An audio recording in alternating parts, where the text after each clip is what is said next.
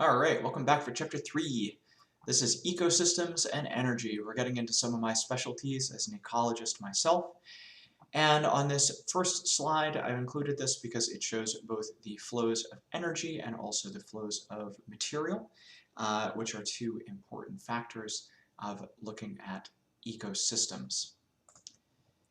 All right, the book begins with a discussion about the Chesapeake Bay. I'm going to use it just as a model for talking about the movement of energy because that's the focus of this system. So like most all ecosystems, the energy in the system originally comes from the sun in the form of solar radiation. That sunlight is used by plants to perform photosynthesis.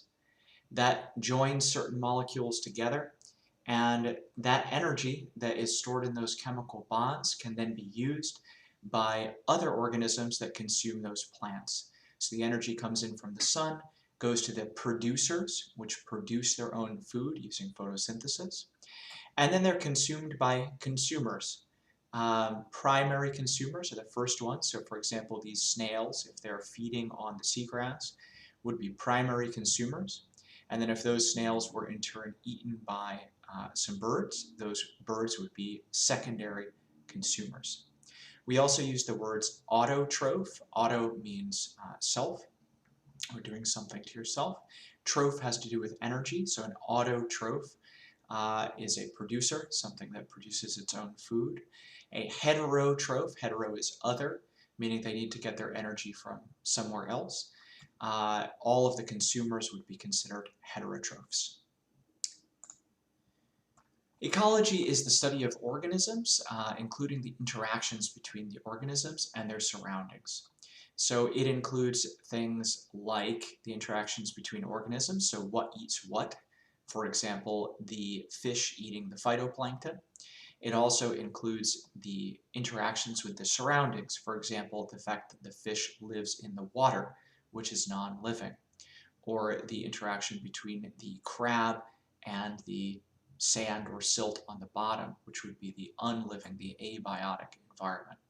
Bio, again, meaning life. Abiotic would be the non-living. Great, within ecology we have a few different levels of organization. The smallest level within ecology is we talk about individual organisms.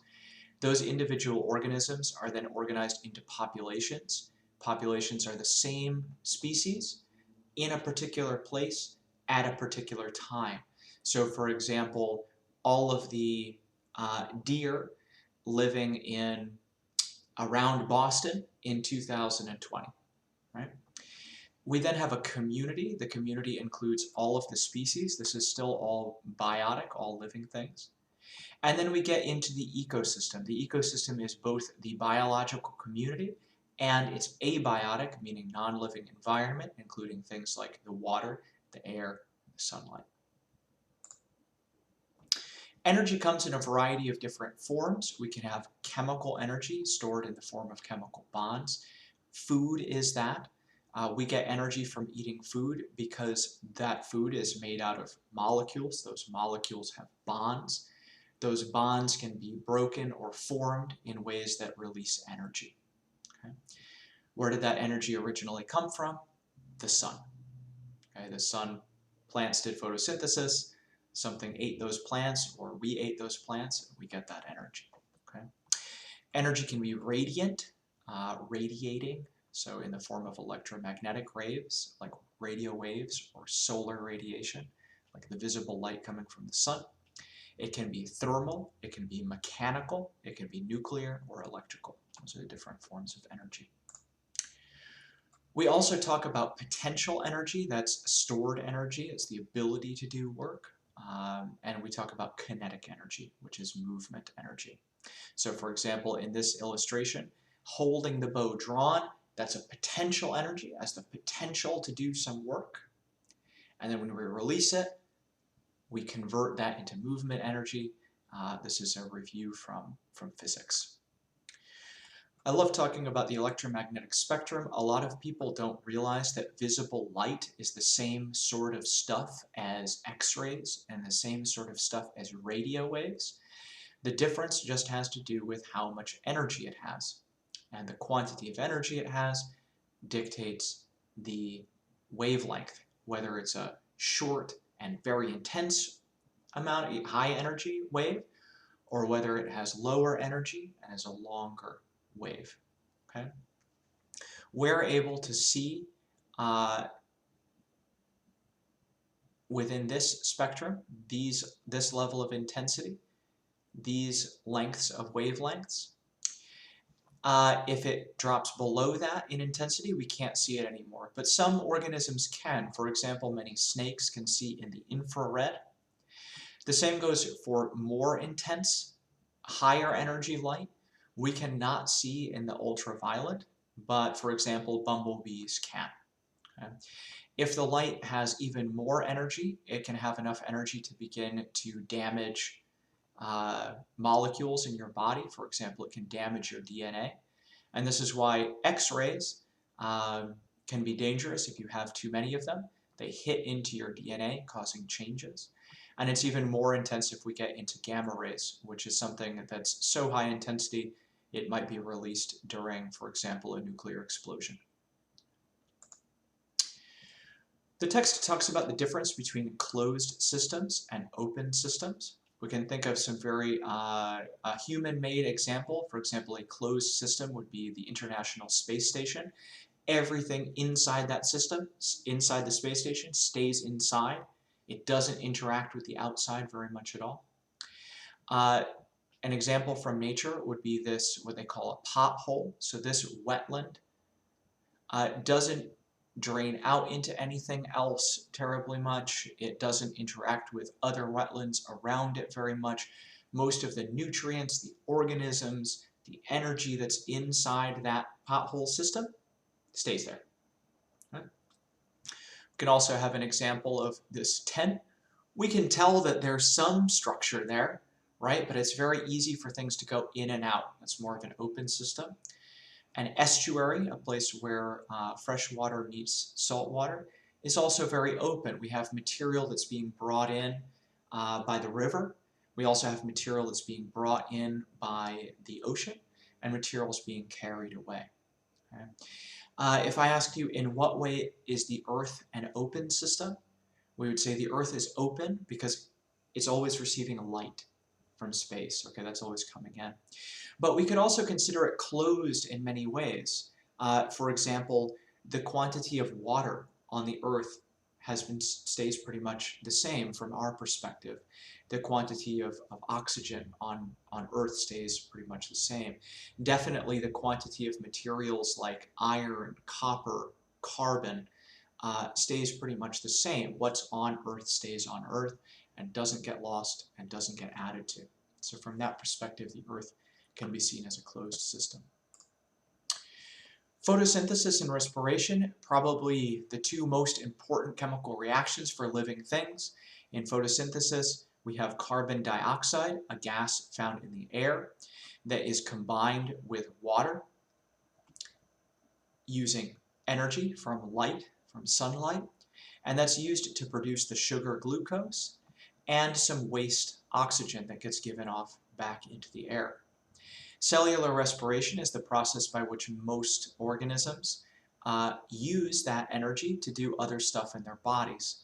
So they start with the sugar, they combine it with some oxygen, and when that happens, it releases some energy, which that organism can do for doing other things, for thinking, for moving, for keeping itself warm, for pumping materials into and out of its cell.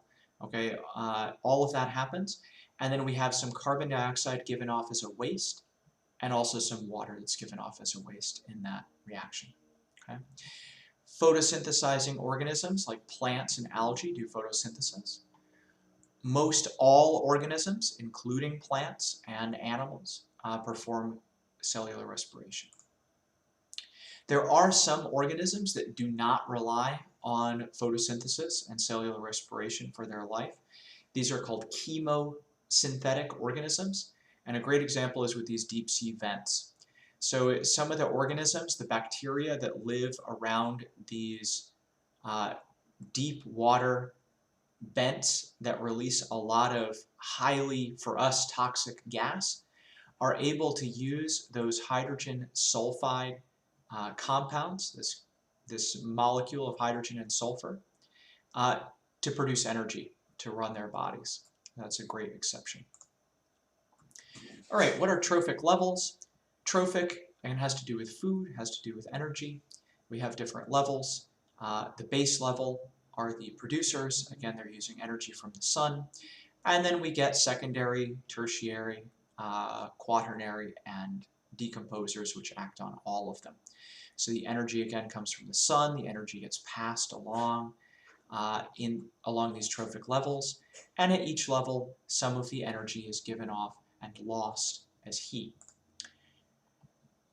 In reality, the connections are more complicated. It's not just a straight chain, but we can still think about the flow of energy coming from the sun, going to a producer, and then going to other consumers.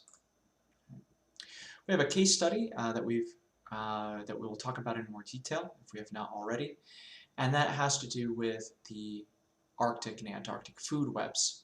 So in this food web, again, it has a base of photosynthesis, algae. Those algae are consumed by krill. They're also very tiny, very, very small. And they then are eaten by fish, are eaten by whales. Okay. This system has been changed dramatically by human impacts, the human devastation of whale populations, the human production of a hole in the ozone layer, which let through more high energy light, which damages the DNA, kills the algae, kills the krill. Okay.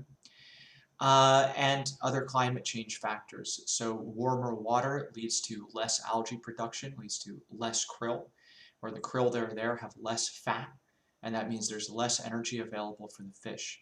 That combined with an expansion of fishing has totally changed this ecosystem. All right, we were talking about energy in this chapter, and energy is related to biomass. So the more energy that's available, the more of that thing you can have. So as we expect, energy is coming from the sun. The first level to use that, there's going to be the most of that. So in the world, by weight, if you went out and weighed all of the plants, they weigh more than all the other stuff. And that's because they're getting the energy directly. Next come the primary consumers, secondary consumers, tertiary consumers. So if you ever wondered why there are, for example, more rabbits than foxes in the world, it has everything to do with energy. Okay? And here we're looking specifically at the energy. For example, at each level, we lose about 90%. So only 10% of the energy is available to the next level. Where does that 90% go when we lose it? It's lost as heat. Okay. Here's a case study using satellites to track deforestation. These images were taken only a few years apart from each other. All of this green in the Amazon was forest. And here is all of this green after some urbanization and deforestation. A lot of this was burning to put in cattle farms. Some of it has also been burned or logged in order for other types of agriculture, but a lot of it in the Amazon is for cows, for finding places to raise cows. A lot of that for export to the United States, for example. So they make a suggestion here, what could be done. This is a very neoliberal strategy, would be to pay people to not chop down trees. We also have other strategies which have to do with giving community control of forests and other types of incentives or protections that might be given by the government or by the community to prevent the loss of forests. Talking about productivity and energy, we can't get away from talking about primary productivity. That's all of the production done by plants and algae, any organism that's doing photosynthesis. Okay. We have all of the photosynthesis that's done, and then we have what's called the net primary productivity, which is how much is left after those plants do all their plant stuff, after they have eaten themselves, after they have lost some energy as heat, how much is left to then be eaten by the next level, okay? And if we can look at a graph, we can look at several graphs comparing the production of different areas.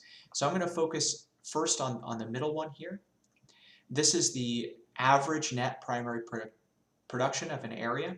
So how many grams of carbon per meter squared per year. And we can see that the most productive are the algal beds and reefs and the tropical rainforest. Okay. Looking at this first chart here, this is how much of the Earth's surface is covered by that type of ecosystem. So for example, algal beds are very productive and reefs are very productive, but there's very few of them. So when we multiply that out, production times area, it's actually not producing most of what we see on Earth, of the production on Earth. Most of the production on Earth is actually coming from the open ocean and tropical rainforests. Okay. Now this is kind of strange. If we look here, we see that there's a very low production for every meter of ocean. But there's so much ocean that even if you have a low production, you multiply it by a huge area, we still get a big final result. Here with tropical rainforest, we have a very high production times kind of a small area, still leads to a very high production.